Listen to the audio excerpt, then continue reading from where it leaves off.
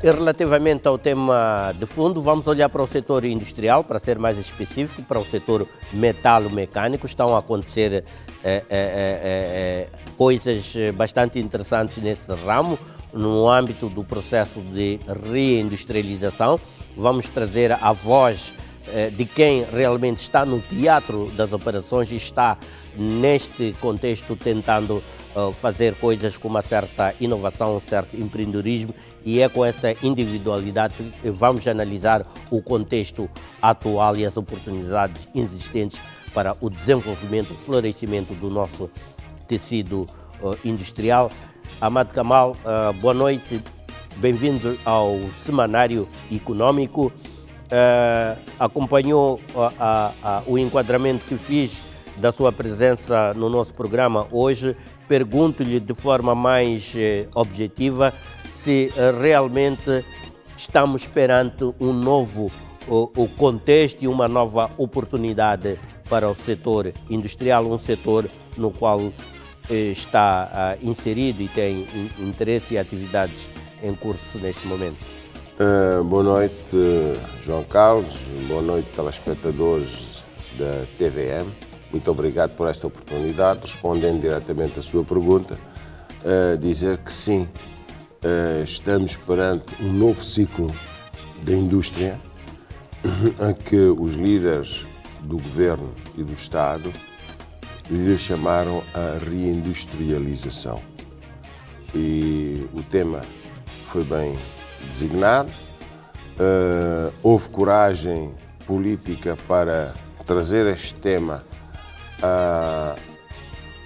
à política nacional, e é tudo que o industrial estabelecido, o emergente, precisava de ouvir que a sua atividade transformadora de matérias-primas em produtos acabados tem um carinho e atenção do governo. Portanto, sim, estamos perante uma nova oportunidade. Amado Kamal, empresário do ramo industrial, nosso convidado para o tema de fundo. Mais adiante iremos aprofundar essas questões à volta das oportunidades e do contexto atual para a reindustrialização da nossa economia. Vamos então fazer um curto intervalo para a seguir trazermos o nosso bloco informativo. Até já.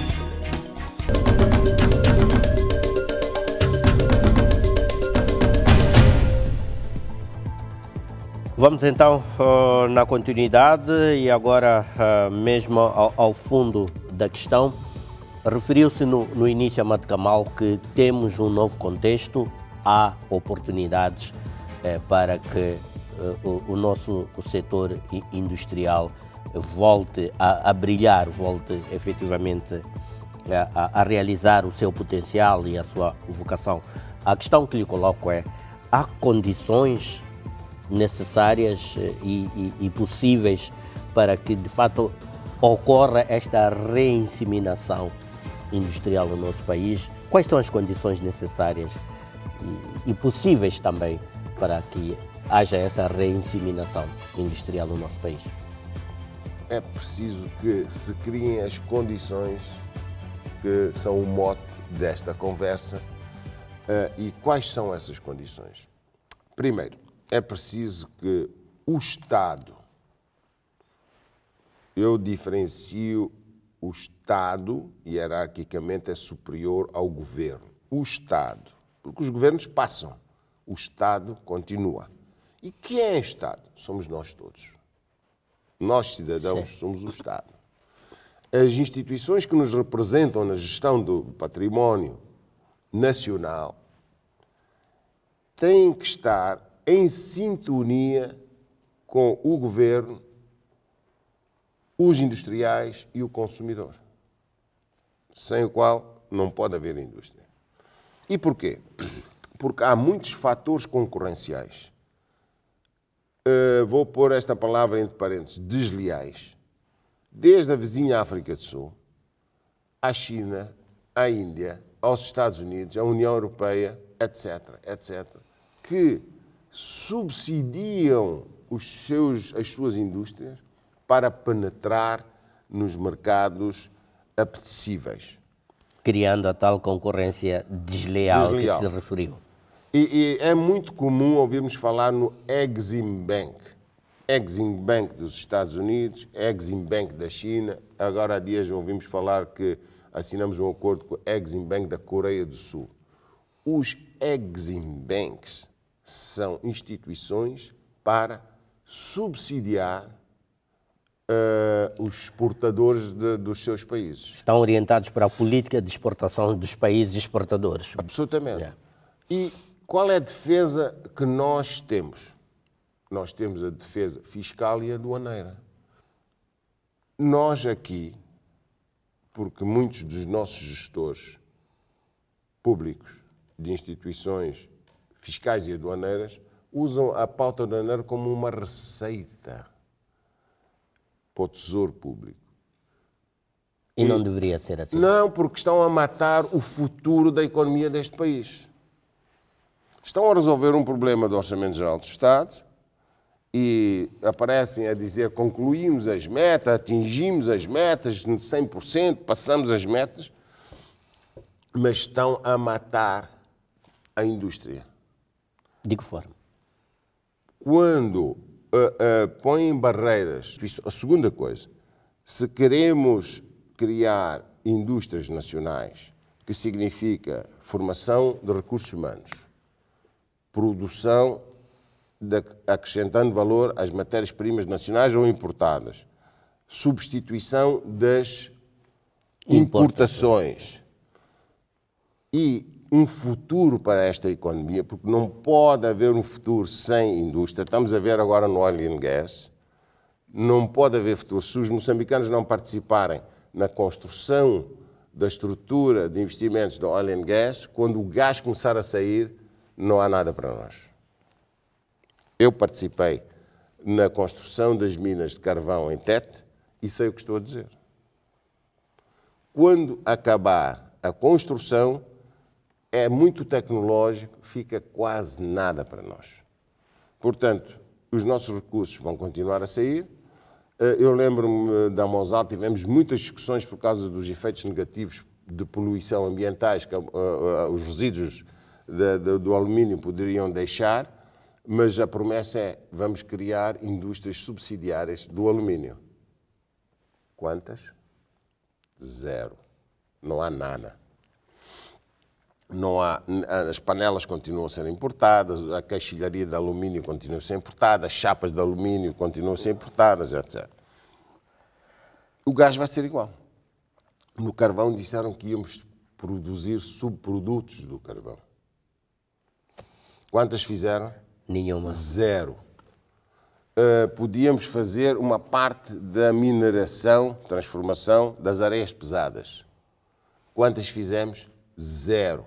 Isto para concluir que, relativamente às condições... Se não houver uma integração do Estado, que engloba governo, instituições públicas e indústria e consumidores, não vai haver indústria. Porque as interferências para tentar penetrar no nosso mercado são tão altas que nós não vamos conseguir. Mas essas condições, essas políticas que são necessárias, são de natureza protecionista, nacionalismo econômico, patriotismo econômico? O que é que, no seu ponto de vista, se mostra mais adequado, tendo em conta o estágio do nosso setor industrial, os desafios e os esforços que existem? A nossa indústria é muito frágil. Muitas pessoas... Frágil e tecnologicamente atrasada, mesmo para a altura, do ponto de vista absolutamente. Dos processos industriais. Se o governo não leva isto com cuidado, como é que se trata uma coisa frágil? Com cuidado, com atenção, com uma boa embalagem. É preciso prestar atenção permanente, não tirar os olhos do bebê, que ele pode cair, mas que ele é fundamental para o desenvolvimento. Esse cuidado é protecionismo para a nossa indústria? Chamem-lhe protecionismo, chamem-lhe moçambicanismo, chamem-lhe indigenato, chamem-lhe o que quiserem, nós temos que defender os interesses nacionais. E defende-se isso subsidiando a nossa indústria, protegendo a nossa indústria da competição externa, como fez referência aos Exim Banks, que infligem uma concorrência desleal à nossa produção, porque aqueles produtos chegam aqui competitivos porque são subsidiados na origem, por aquilo que eu quis perceber. Amado Kamal. É preciso prestar atenção. Todos os países encontram uma solução. Portugal, todos os países, a União Europeia, financiam, ou basta olhar para o seu pacote legislativo económico, onde estão as estratégias em que eles financiam. Eles pagam para ter indústrias. Mas, tendo em conta as limitações orçamentais conhecidas e reconhecidas do nosso país, que alternativas é que o nosso país teria para, digamos assim, subsidiar, vejo que não quero usar o protecionismo, mas para subsidiar a produção nacional e torná-la mais competitiva? Não, eu não quero usar o protecionismo para não ferir a tua sensibilidade como economista, gestor, jornalista de economia, mas ninguém não protege a sua economia. Proteger a economia é igual a proteger militarmente a integridade territorial. É uma questão de soberania. É uma questão de soberania. Se tu não proteges, é como deixar a porta da tua casa aberta, sujeita aos meliantes. Este é exatamente a caricatura. Portanto, todos os governos devem proteger a sua economia, os seus agentes económicos. E o que é que pensa da ideia de que essa proteção também cria atrasos, cria desfazamentos relativamente às questões à volta da modernização tecnológica, importação das tecnologias e produção em termos competitivos e de qualidade? Tens razão. O protecionismo não significa pôr dinheiro no bolso do agente económico, carregá-lo ao colo, mesmo que ele não produz, etc. Isso são políticas populistas. Cada caso é um caso. Nós devemos cirurgicamente estudar. Devemos definir que queremos proteger, é uma questão de soberania, proteger a economia nacional, e um dos instrumentos é a produção agrícola, a agroindústria e a indústria. Isto deve ser definido. Isto está na Constituição, no seu artigo 2. Qual é a direção política constitucional da economia de Moçambique? Portanto, não percebo porque é que demorou 40 anos para chegarmos lá. Mas espera aí. Agora deixa-me lá dizer-te Sim, prossiga. Deixa-me dizer-te o seguinte. É preciso que o governo simplesmente, primeiro, faça o que está a fazer. Um discurso político sobre a reindustrialização. 2. O governo, através das suas ferramentas, empresas públicas e o Orçamento Geral do Estado, é o maior dinamizador da economia. O governo tem que deixar claro, por exemplo, estou a dar um exemplo, que 75% do seu consumo é através da produção interna. Produção nacional. Tem que deixar claro. Tem que dizer a LAM, a MCL, a Petromoca, ao CFM, a todas as empresas públicas, e eles próprios, o governo, têm que dar o exemplo, que tem que comprar 75% do seu plano orçamental na indústria nacional. Tu vais me perguntar, mas temos qualidade? Às vezes não é só uma questão de qualidade, é uma questão de continuidade no fornecimento, quer dizer, produção em escala. O que eu pergunto é o seguinte. O volume. Então, devemos procurar aqui um ponto, um denominador comum. Os nossos gestores públicos têm qualidade, alguns têm, outros não. Mesmo a concluir, o governo já retorquiu estas preocupações, pelo que entendo, através do PRONAI, Programa Nacional de Industrialização, pelo conhecimento que tem desta resposta do governo, desta iniciativa do governo, estão lá reunidas as condições normais de pressão e temperatura para que a industrialização ou a reindustrialização ocorra e ocorra de uma forma, consistente? Damos as boas-vindas ao PRONAI, desejamos sucesso e que estejam focados para aquilo que foram criados. Esperamos que o Governo, que mandou criar o PRONAI, faça a supervisão dos objetivos. Tem que haver metas. Quando se cria uma instituição, a sua meta é esta. Sr. Ministro, este mandato, a sua meta é aquela. Tem que se definir depois, no fim, perguntar, estamos a meio do mandato, quantos por cento já cumpriste? Chama-se isto econometria. É preciso medir constantemente. O que eu posso dizer é, eu não sou contra nenhuma instituição. Eu ia dar um exemplo do acidente de Manhissa. Criou-se uma comissão, depois fez-se uma grande cerimónia para a entrega, mas os resultados não sabemos. Ok, de qualquer das maneiras, o que eu posso dizer é que o Governo tem que pôr os seus instrumentos, Orçamento Geral do Estado, instituições públicas, a consumir, tem que dar o exemplo, porque isso vai criar uma dinâmica na economia nacional. Não pode haver qualidade sem quantidade. Não existe. E os industriais estão prontos?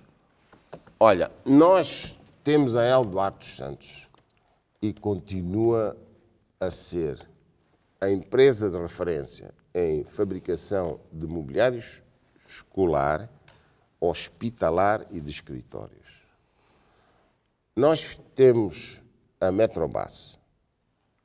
Nunca recebemos 1 cêntimo de metical do Estado. Vou repetir, Metrobase, transportes públicos, baixo nível de carbono, qualidade aparentemente superior, nunca recebeu 1 cêntimo. O diesel subiu agora 10% e nós estamos aqui a estudar como é que vamos ferir menos possível o nosso passageiro. O que eu quero dizer é, subsídio não é solução. Eu nunca pedi subsídio. E é como tal, já começou a funcionar, não pedimos nada, nem isenção, João Carlos. Não pedi isenção de nada.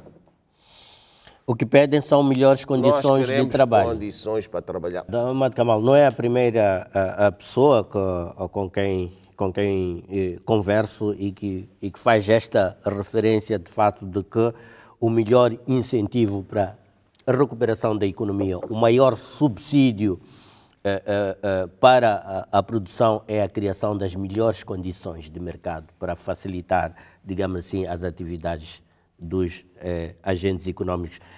Ficamos na expectativa de que o PRONAI possa ser essa janela de oportunidades para o setor industrial. Nós vamos continuar.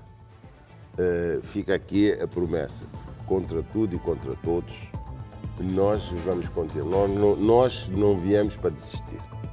Portanto, como tal, a Eduardo dos Santos, a Metrobase, nós vamos continuar.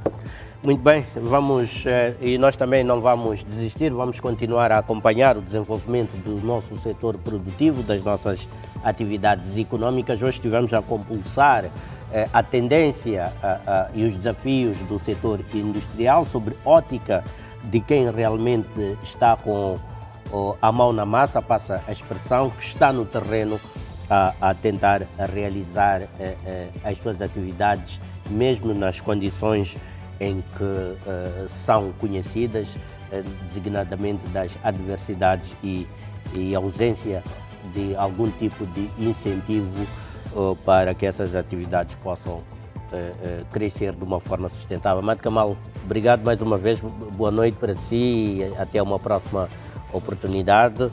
Continuamos a seguir, espero que a Metrobase mantenha os preços dos bilhetes, não obstante a subida do diesel. Não há milagre, João Carlos. Não há milagre. É mesmo assim, em economia não há milagres, são fatos, são dados que precisam de ser colocados em equação e extraídas as devidas conclusões.